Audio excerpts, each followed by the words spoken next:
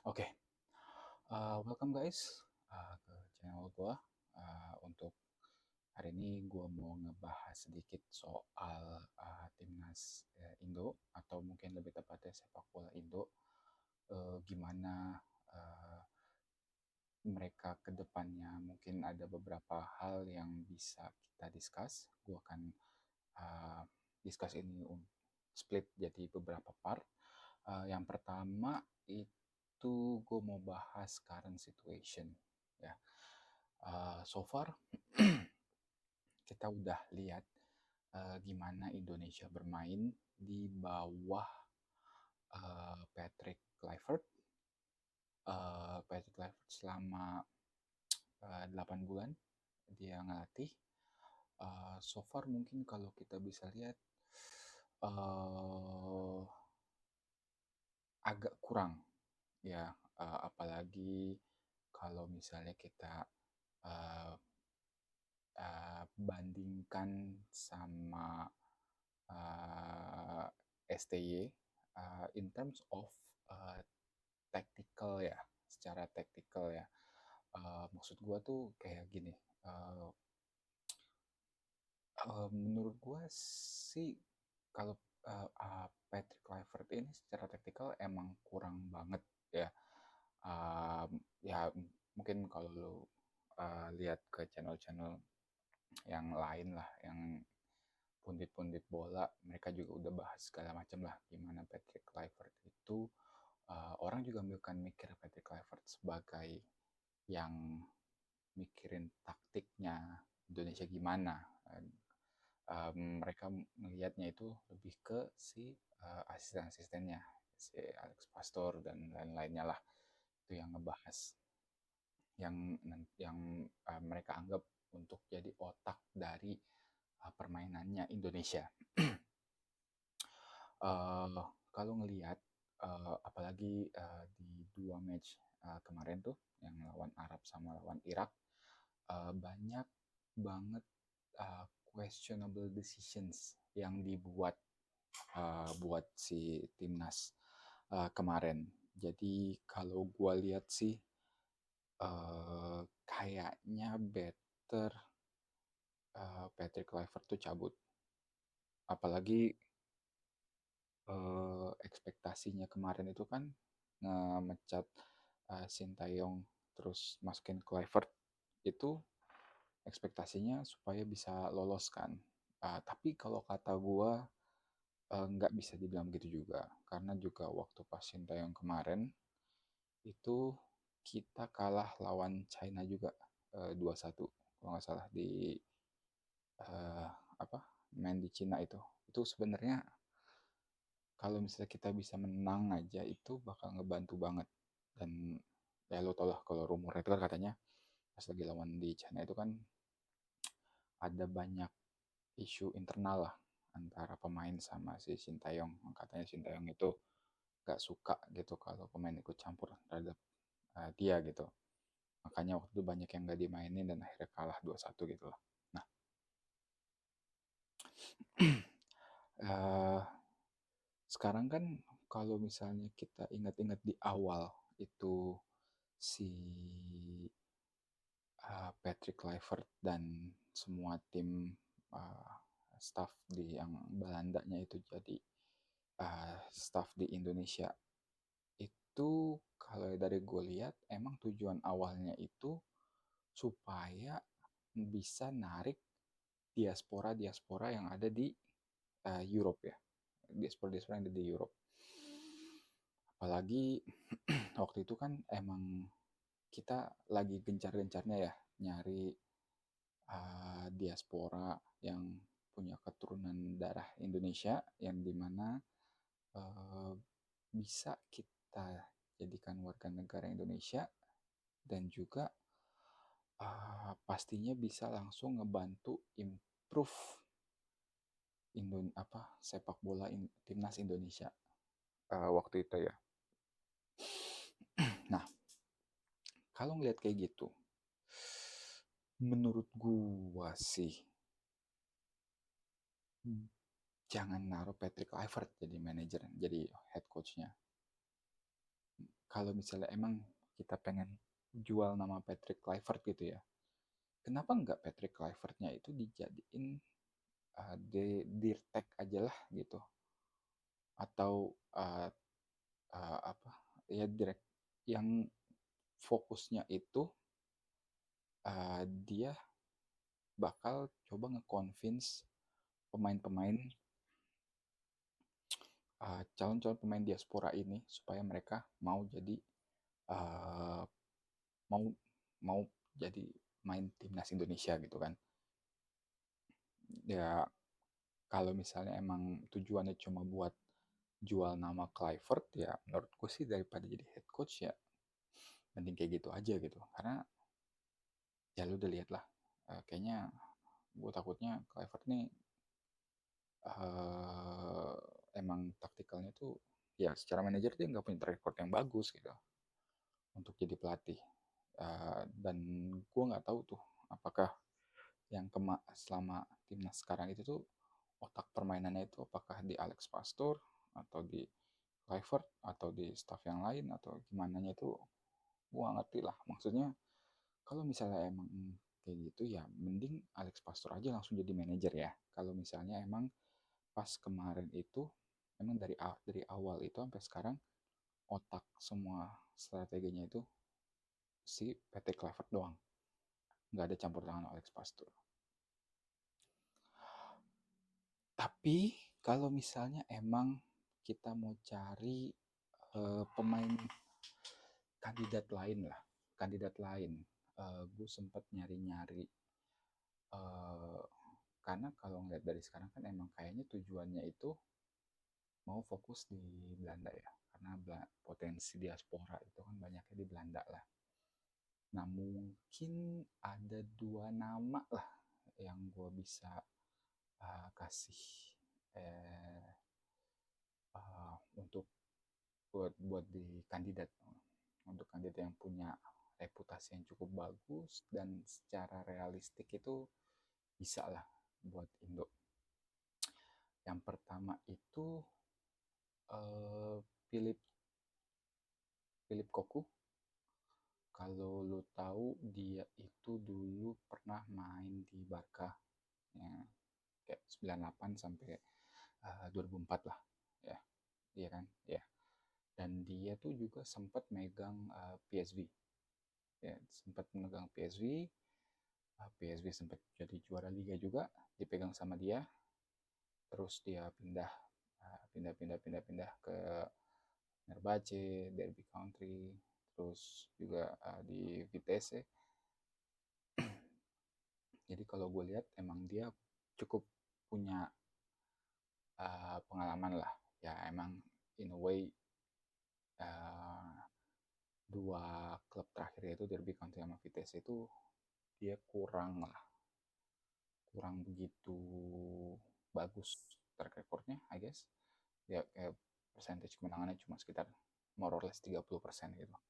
Tapi kalau kata gue sih ya daripada si siapa namanya Clivert, dan kalau misalnya emang si Alex Pastor kemarin itu ada campur tangan dan ternyata kurang perform juga ya, ini mungkin salah satu kandidat itu.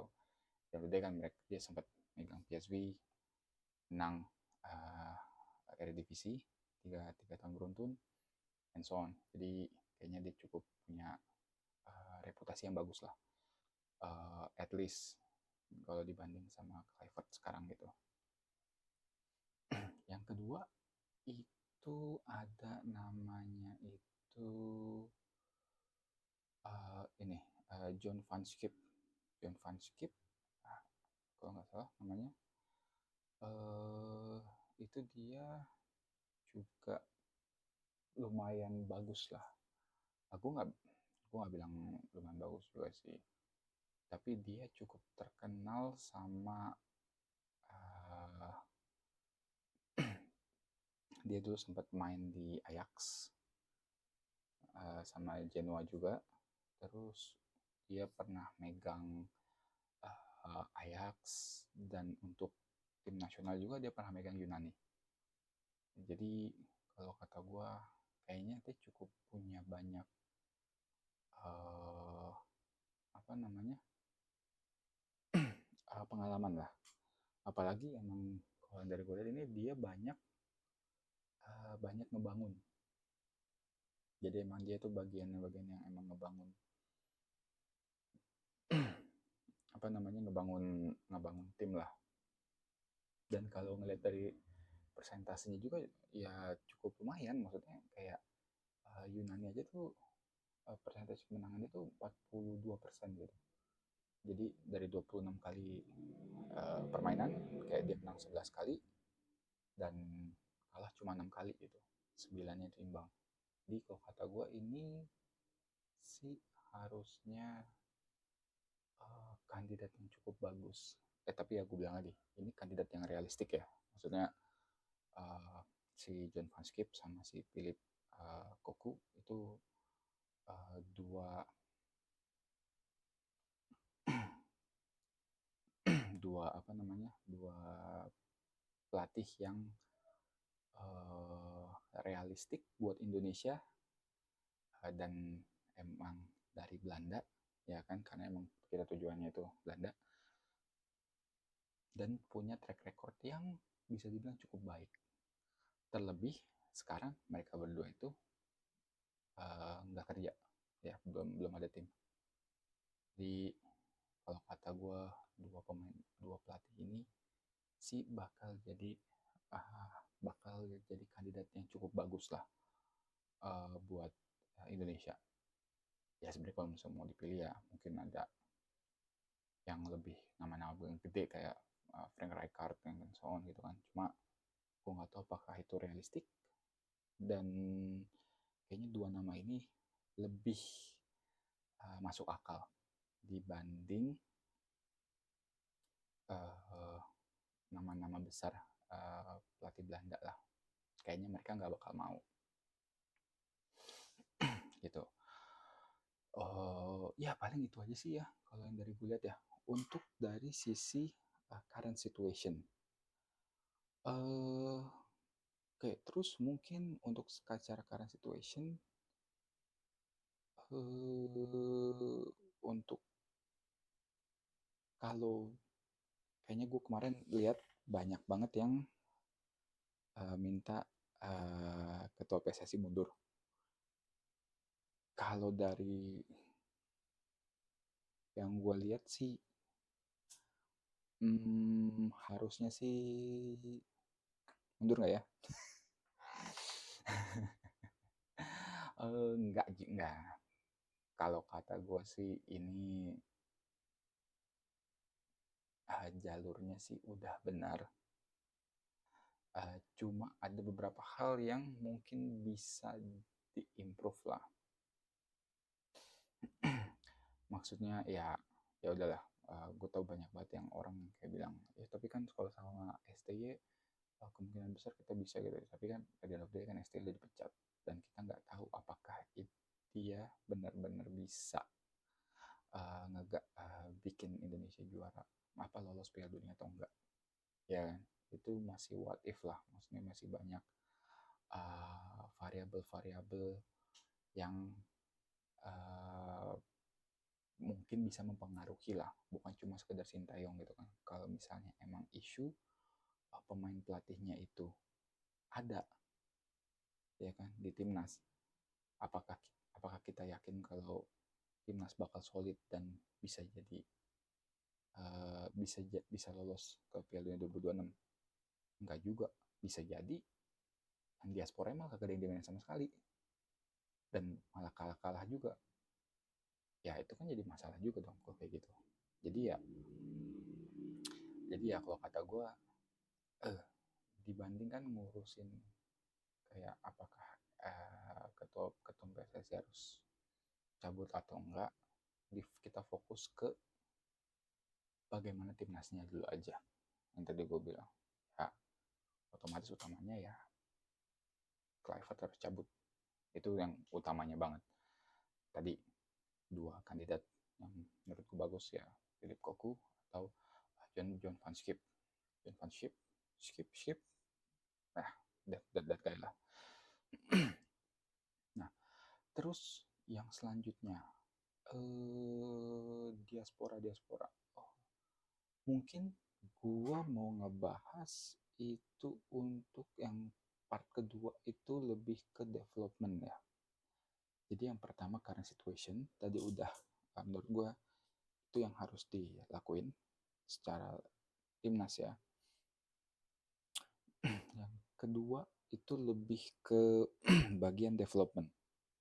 Nah, development ini ada terbagi-bagi juga nih, ya kan? Gue mau bahas develop yang pertama itu soal regulasi. Nah, kenapa bahas soal regulasi? Kalau kata gue nih regulasi itu cukup penting. Sebentar ya, excuse me. Hmm. Oke. Kenapa gue bilang regulasi penting? Karena at the end of the day ya, jujur gue nggak tahu nih untuk pemain-pemain diaspora yang udah jadi pemain Indonesia sekarang, dia itu daftar ke timnya yang main di Eropa itu under paspor Indo atau paspornya yang lama, otomatis ya Belanda kan. Kenapa gue bilang kayak gitu?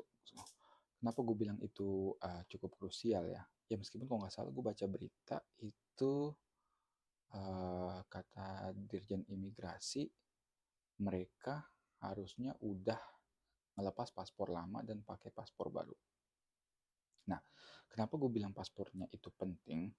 Karena gini, di liga-liga besar di Eropa ya, itu eh, apa regulasinya itu cukup ketat, utamanya untuk pemain-pemain non European Union, pemain-pemain non Eropa. Apalagi kalau lo bahas kayak di uh, top 3 ya, Inggris, Spanyol, Italia.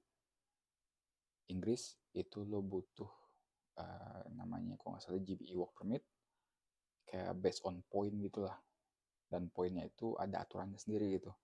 Lo harus dapetin kalau nggak salah berapa poin untuk qualify, dan cara dapat poinnya itu juga uh, cukup spesifik gitu, kayak lo harus jadi pemain timnas, juara atau apa kayak gitu-gitunya. Di Spanyol maksimal itu cuma 5 pemain non uh, Eropa, EU ya, European Union ya. Dan di matchday itu cuma boleh mainin 3, ya kan? Nah, Itali tuh kemarin baru ngerubah regulasinya. Pokoknya Itali itu cuma boleh register 2 non EU from abroad per season. Nah, itu lumayan ketat kan. Jadi top 3 itu cukup ketat. Kenapa gue bahas ini? Nah, jujur kalau kata gue, kalau pengen lebih improve, mungkin pemerintah bisa kasih sedikit uh, leeway buat para diaspora supaya mereka bisa pakai paspor Eropa mereka. Tujuannya itu supaya, tapi dengan syarat supaya tujuannya mereka targetnya itu main di liga-liga gede di Inggris, Spanyol, Italia, ya kan? Itu tujuannya. Karena kalau kalian tahu kan kayak non non EU itu ya terbatas banget gitu. Kalau pengen main di liga terbaik di dunia ya agak susah, dan Indonesia itu ya mohon maaf, at the end of the day ya kita bukan negara yang dikenal dengan sepak bolanya lah. Bulu tangkis ya, sepak bolanya enggak, ya kan? Yang lebih dikenal siapa? Brazil, Argentina, dan negara-negara Amerika Latin, ya kan? Itu udah pasti pakai slot itu buat liga-liga gede, ya kan? Asia, ya Korea, Jepang, utamanya si bakal make di sana gitu kan. Itu mungkin salah satu ininya ya. Jadi gimana caranya? Mungkin kasih keringanan atau gimana? Ya, gue tau itu pasti bakal berat banget karena kan secara konstitusi kita nggak nerima yang namanya dual nationality lah.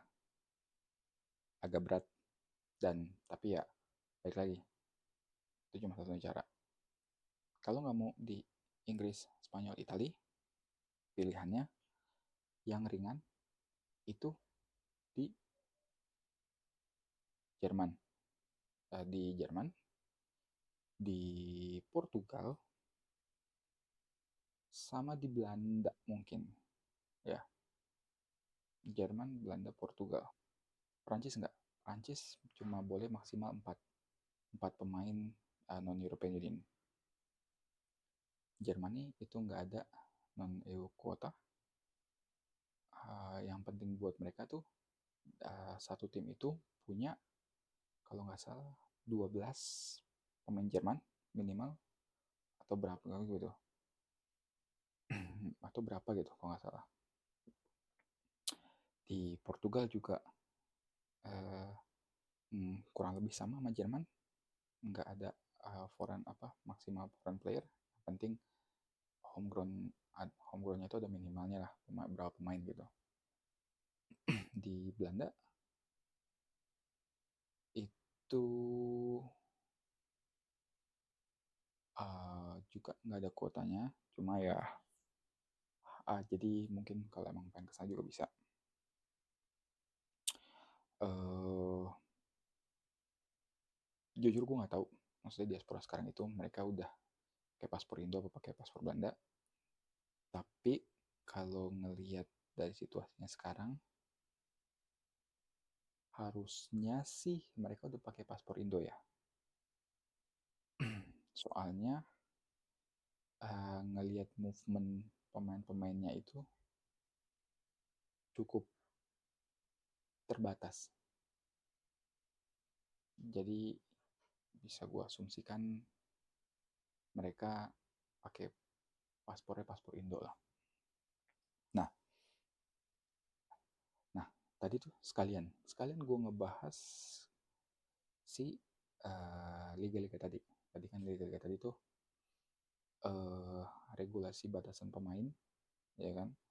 Nah, berarti sekarang pertanyaannya untuk pemain yang dari Indonesia, misalnya kayak lahir dan besar di Indonesia,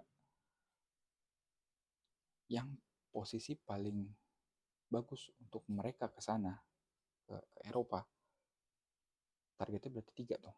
Ini berarti target at least 2 lah, Portugal sama Jerman. Ya kan? Kalau dari yang gue lihat harusnya nih Portugal sama Jerman itu ada bisa dibilang tempat paling realistik untuk pemain Indonesia lah. Kalau mereka mempunyai kemampuan ya, catatan. Kalau mereka mempunyai skillnya.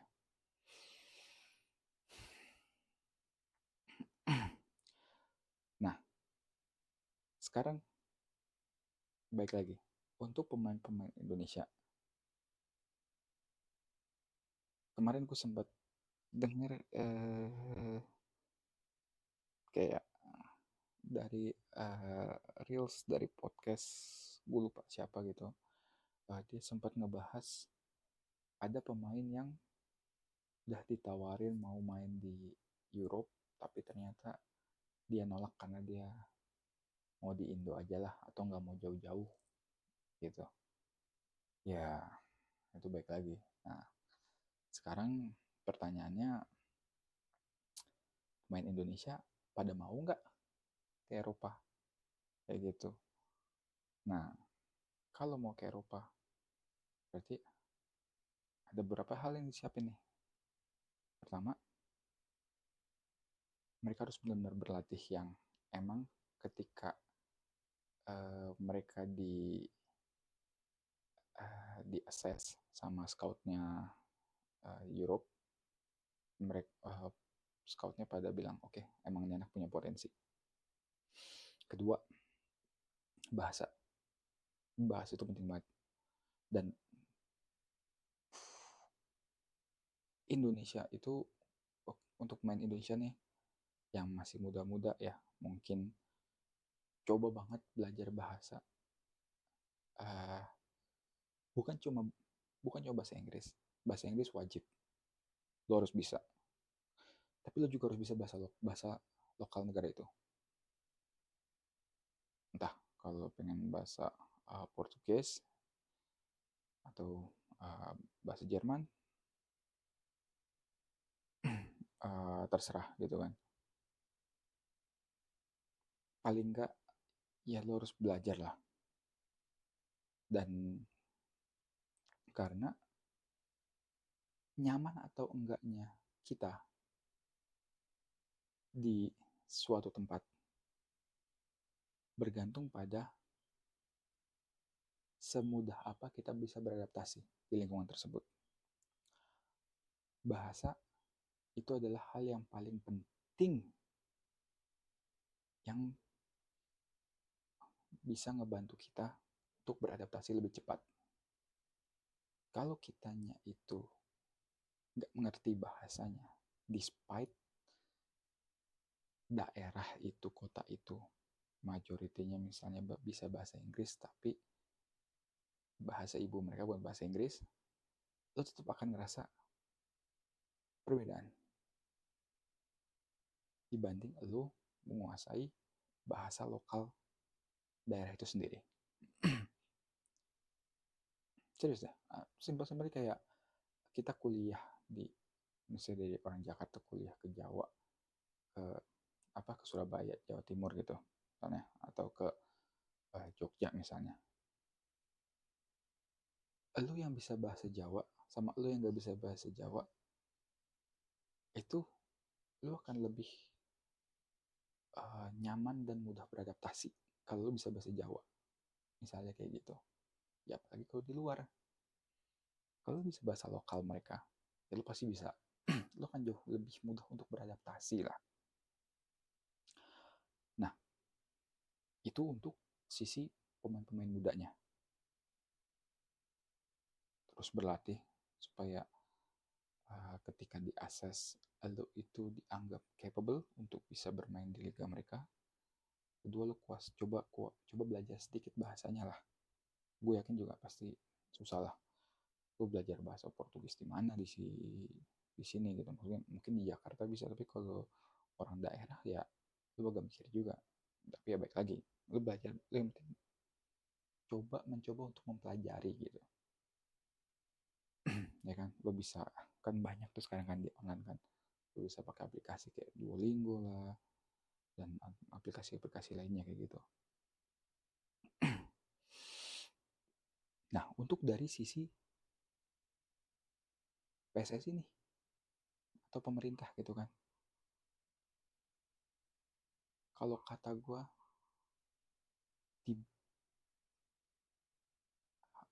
coba kerjasama sama negara-negara yang emang nggak punya restriction yang terlalu kuat terhadap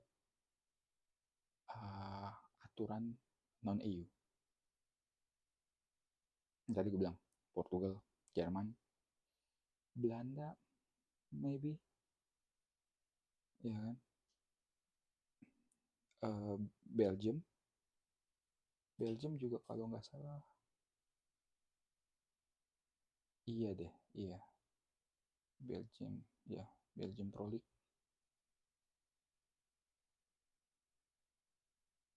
itu juga nggak terlalu susah, maksudnya. Tapi ya kalau kata gue sih Portugal sama Jerman aja sih, itu udah paling jelas, ya kan. Coba kalau kita kerjasama sama klub-klub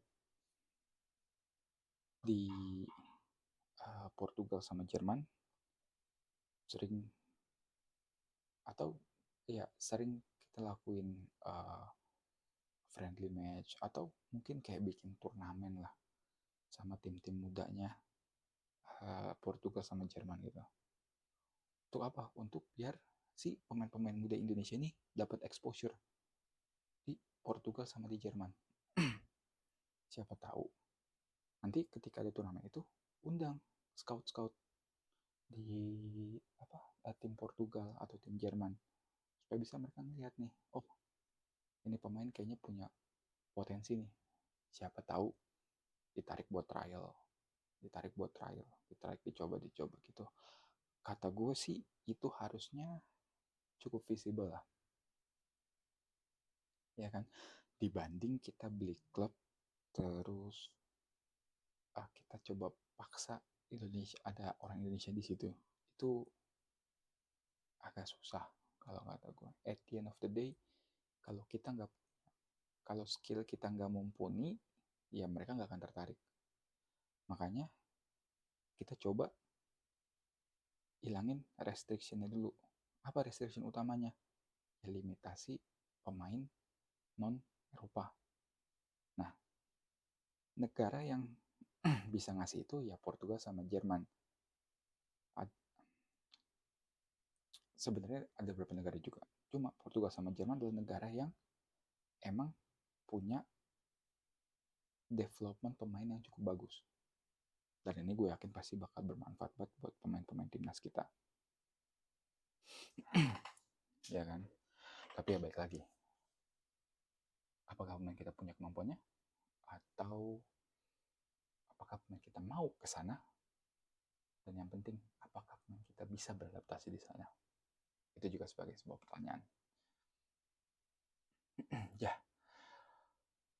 paling yang terakhir. Ini menurut gue juga cukup penting.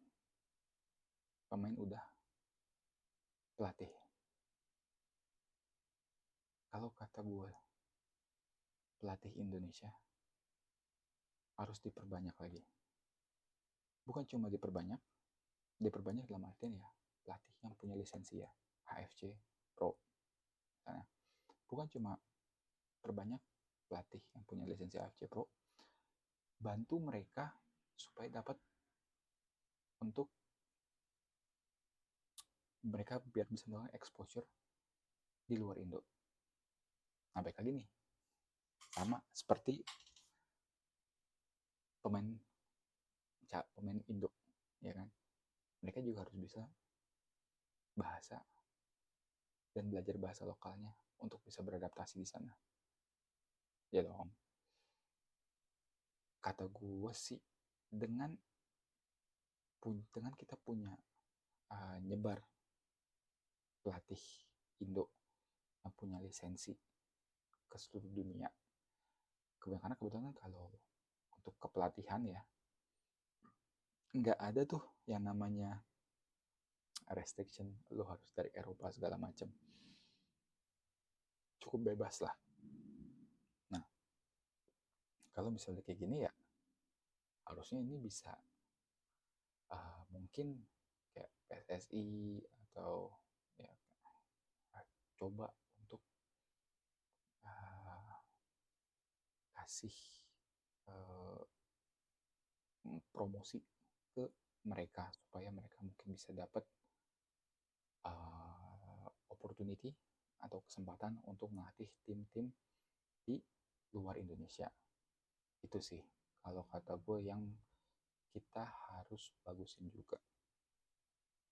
Itu terakhir mungkin ya soal liga ya, tapi kalau liga jujur gue nggak mau ngebahas dulu karena kayaknya variabelnya terlalu banyak.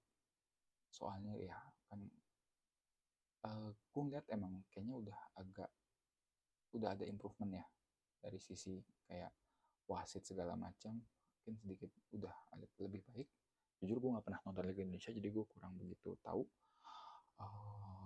Tapi gue nggak tahu apakah masih banyak kasus-kasus kayak gaji yang nunggak, terus match fixing itu akan cukup cukup besar lah isunya waktu itu di Indonesia ya. Itu mungkin gue nggak mau bahas ya. Yang gue fokusin itu, menurut gue at the end of the day, kalau Indonesia pengen berkembang, kita harus bisa survive di tempat terbaik.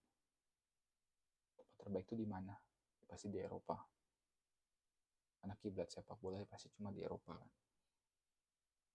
So far kita nggak, kemungkinan kita untuk main di top 3 liga itu kecil ya kan. Inggris, Italia sama Spanyol kemungkinannya cukup kecil karena pemain pemain untuk non EU. But untuk liga kayak, kita bisa fokus ke Jerman dan Portugal, mungkin kita coba develop di sana, dan untuk kita bisa ngembangin di sana. Barangkali mungkin bisa pemain-pemain kita bisa bermain di sana dan juga ngedevelop untuk jadi pemain yang lebih bagus lagi. Tapi baik lagi, si pemain juga harus bisa beradaptasi dengan baik. Sebagus apapun timnya, kalau pemain yang nggak bisa beradaptasi, at the end of the day itu bakal sia-sia juga gitu. Oke, paling itu aja dari gua juga nggak mau banyak terlalu banyak ngomong lagi lah. Kayaknya itu udah cukup banyak hal-hal yang bisa gua bahas. Jangan lupa comment, like, subscribe if you want to, and yeah, I'll see you next time. Ciao ciao.